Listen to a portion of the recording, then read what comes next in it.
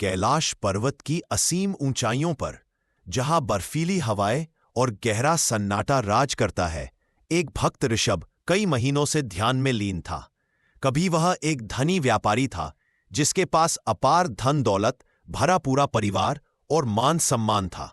लेकिन जीवन की क्षणभंगुरता को देखकर एक दिन उसने सब कुछ त्याग दिया और ईश्वर की खोज में निकल पड़ा।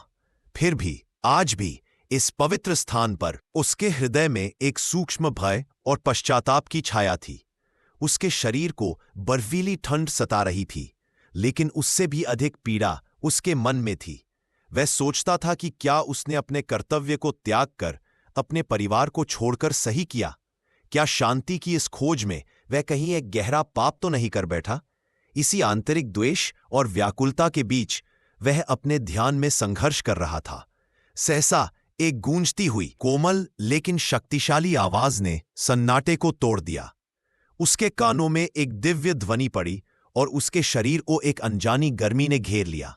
भगवान शिव अपने भव्य और शांत स्वरूप में उसके सामने प्रकट हुए।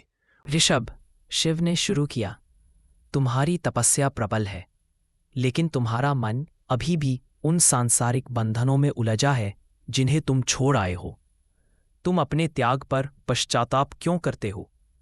क्या तुम भूल गए कि तुम्हारा परिवार और तुम्हारी संपत्ति भी उसी क्षणिक संसार का हिस्सा थी जिससे तुम मुक्ति चाहते थे? ऋषभ ने अपनी आंखें खोलीं, महादेव की उपस्थिति से अभिभूत होकर। उसके भीतर का पश्चाताप शब्दों के रूप में फूट पड़ा।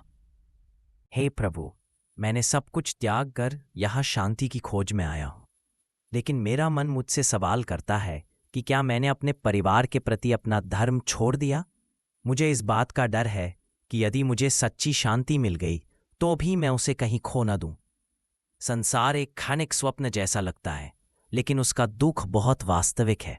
शिव मुस्कुराए। उनकी तीसरी आंख करुणा से चमक रही थी। डरो मत, क्योंकि इस ब्रह्मांड का हर कण एक नृत्य का हिस्सा है और तुम भी इसके ताल का एक हिस्सा हो। तुम्हारे पश्चाताप और दुख का कारण तुम्हारा त्याग नहीं, बल्कि त्याग के बाद भी उन चीजों से तुम्हारा लगाव है।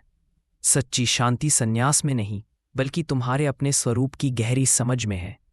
उन्होंने फिर शिव पुराण से एक शक्तिशाली श्लोक सुनाया, सर्वस्य चाश्रय शिवा, सभी का आश्रय शिव है।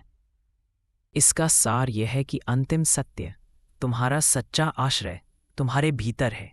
तुम कोई अलग इकाई नहीं हो, बल्कि संपूर्ण का एक हिस्सा हो। जब तुम ये समझ लेते हो तो कुछ भी खोने का डर, चाहे वह शांति हो, प्रेम हो या स्वयं जीवन हो, घुल जाता है।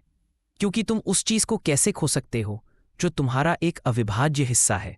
ऋषभ ने गहनता से सुना, उसका हृदय खुल रहा था। लेकिन हे प्रभु, इस दुनिया की हलचल में मैं इस समझ को कैसे बनाए रख सकता हूं? मेरा मन मुझे फिर से भ्रमित न करे। इसका क्या उपाय है? शिव ने एक और श्लोक के साथ उत्तर दिया। उनकी आवाज पहाड़ों में गूंज रही थी। ध्यायते हृदये यदा तदा तत्परमं पदम। जब हृदय से ध्यान किया जाता है तब वह परम पद है। यह संसार माया से भरा है, लेकिन तुम्हारा सच्चा अभयारण्य कोई गुफा या पहाड़ नहीं, बल्कि तुम्हारे अपने हृदय का मंदिर है। जब तुम ध्यान करते हो और अपने भीतर परमात्मा को पाते हो तो तुम्हें परम पद प्राप्त होता है, एक ऐसी अडिग शांति जो संसार के क्षणिक सुखों और दुखों से अप्रभावित रहती है।